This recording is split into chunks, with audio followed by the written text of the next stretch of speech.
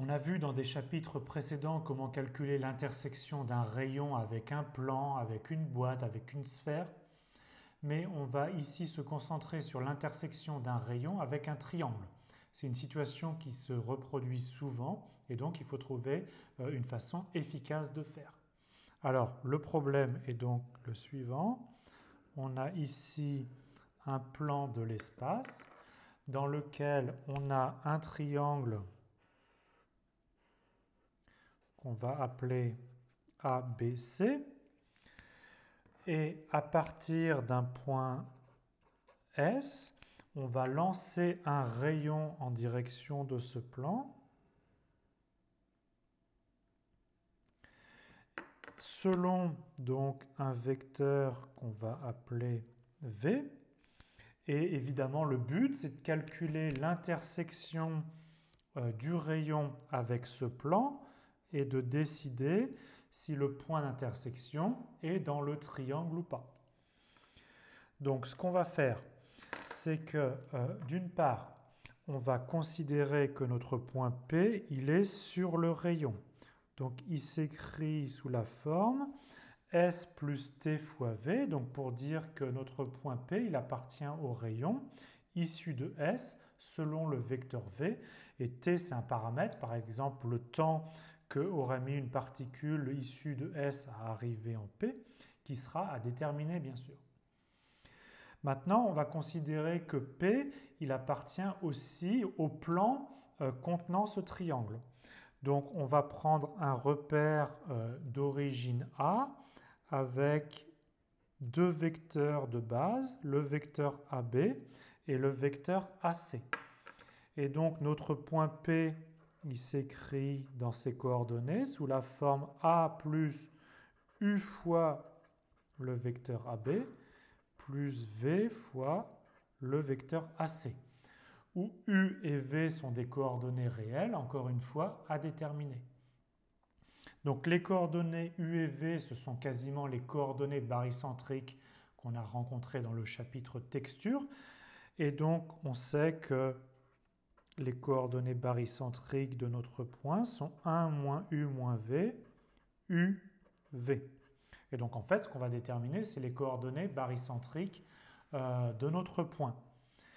Et donc l'intérêt de ces coordonnées barycentriques, c'est que pour l'instant, on a déterminé les coordonnées de P dans le plan donc porté par le triangle, mais maintenant on veut savoir si le point d'intersection il est dans le triangle vraiment ou pas. Et donc P, il appartient au triangle ABC, c'est-à-dire soit il est dans l'intérieur du triangle ou éventuellement sur son bord, si et seulement si, donc c'est l'intérêt de ces coordonnées barycentriques.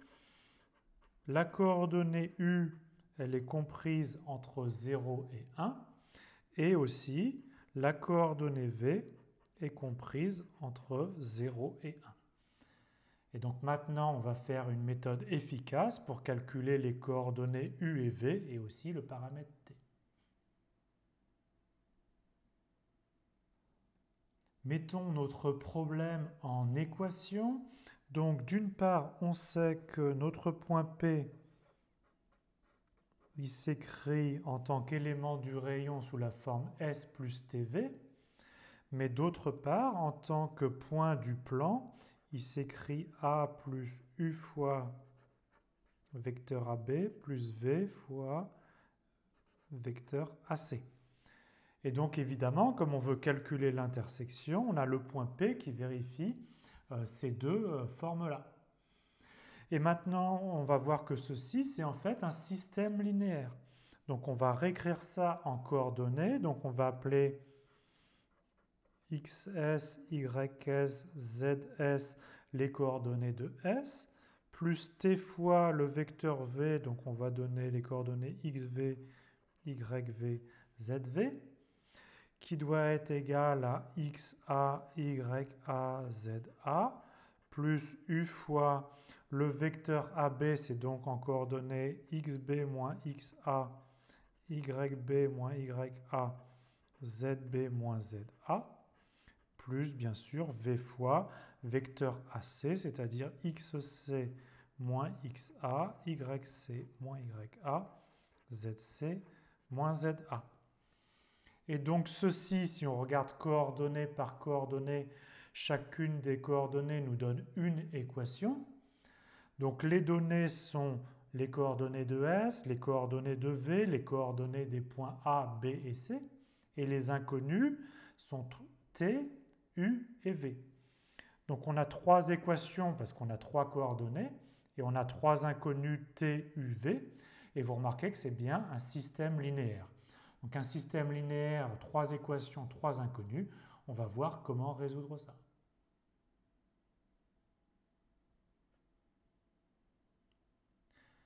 Donc résoudre un système linéaire, c'est exactement résoudre une équation matricielle. Donc quelle est l'équation matricielle associée à notre problème? Alors l'inconnu, c'est le vecteur grand X où on a mis les coordonnées T, U et V, donc qui sont donc nos trois inconnus à déterminer. La matrice M, c'est cette matrice 3, 3. Dans la première colonne, on a les coordonnées du vecteur V, donc associé à la direction du rayon. Dans la seconde colonne, on a en fait les coordonnées du vecteur AB, ou plutôt de l'opposé du vecteur AB. Et dans la dernière colonne, on a les coordonnées de l'opposé du vecteur AC. Et maintenant, le second membre Y, c'est XA moins XS, YA moins YS, ZA moins ZS.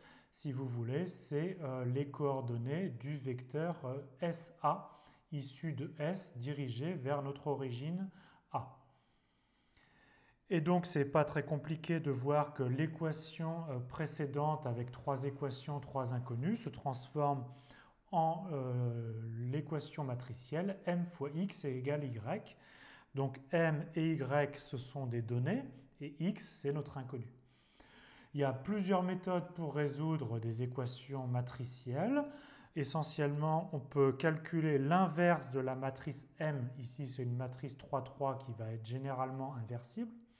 Et donc à ce moment-là, vous trouvez x par la formule m-1 fois y. Autre méthode, vous faites une méthode de pivot de Gauss pour calculer l'inverse de la matrice M ou résoudre le système linéaire.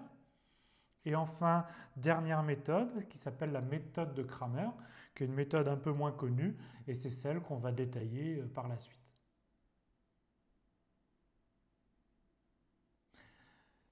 Pour expliquer la méthode de Cramer, on va avoir besoin de la notion de déterminant. On va expliquer juste le déterminant dans le cas d'une matrice 3, 3. Donc on a une matrice 3, 3 avec des coefficients A, I, J. Et donc le déterminant de M, c'est un nombre réel donné par une formule un petit peu compliquée qui est ici, qu'on n'a pas vraiment besoin de connaître par cœur. Et géométriquement, on va considérer que le premier vecteur colonne de notre matrice, c'est le vecteur U, le second, c'est le vecteur V, le troisième, c'est le vecteur W. Et donc, à partir de ces trois vecteurs U, V, W de l'espace, on peut former un parallélépipède.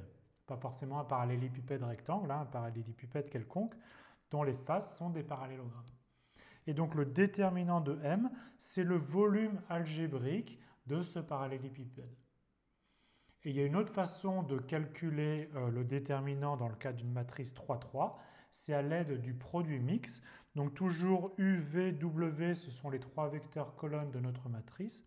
Et à ce moment-là, le déterminant de M, c'est U scalaire avec V vectoriel W. Donc vous faites d'abord V vectoriel W qui vous donne un vecteur, et vous faites ensuite le produit scalaire de U avec ce vecteur.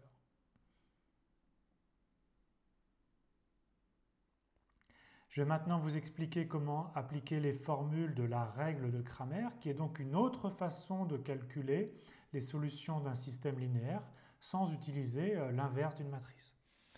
On a une équation matricielle m fois x est égal à y. M et y, ce sont des données. X, c'est l'inconnu. Ça correspond à un système d'équations linéaires. Nous, on va se placer dans le cas d'un système de trois équations à trois inconnus. Donc, nos inconnus, ce sont les coordonnées du vecteur grand X, x1, x2, x3. Et nos coefficients sont donnés à la fois par une matrice 3, 3, M et par un second membre Y. Et maintenant, voici comment calculer donc les inconnus, les coordonnées de grand X, x1, x2, x3. Chacune est le quotient de deux déterminants. Au dénominateur, on a le déterminant de notre matrice M, qui est notre matrice originale. Et donc évidemment, pour appliquer cette formule, il faut que le déterminant soit non nul, mais c'est la même chose que pour avoir un inverse de matrice. Et qu'est-ce qu'on a au numérateur? On a le déterminant à chaque fois d'une matrice 3,3, mais à chaque fois, ça va être une matrice différente. Donc on part de notre matrice M, qu'on considère comme matrice colonne. Qu'est-ce que c'est que la matrice M1? C'est notre matrice M, sauf qu'on a supprimé la colonne originale et on l'a remplacée par la colonne du second membre.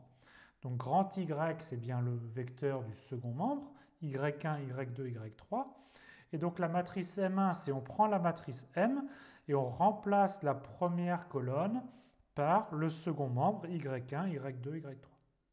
Et donc X1, donc notre première inconnue, c'est déterminant de M1 divisé par déterminant de M1. Et qu'est-ce que c'est pour les autres inconnus? M2, qu'est-ce qu'on fait? On prend notre matrice M originale et on remplace la seconde colonne, parce qu'on veut calculer la seconde inconnue, toujours par le second membre. Et donc notre seconde colonne, c'est Y1, Y2, Y3. Et donc maintenant, notre seconde inconnue, X2, c'est déterminant de M2 sur déterminant de M. Et vous avez compris, pour calculer X3, on fait déterminant de M3 sur déterminant de M. Et M3, c'est notre matrice M, dans lequel on a remplacé la troisième colonne, toujours par le second membre Y.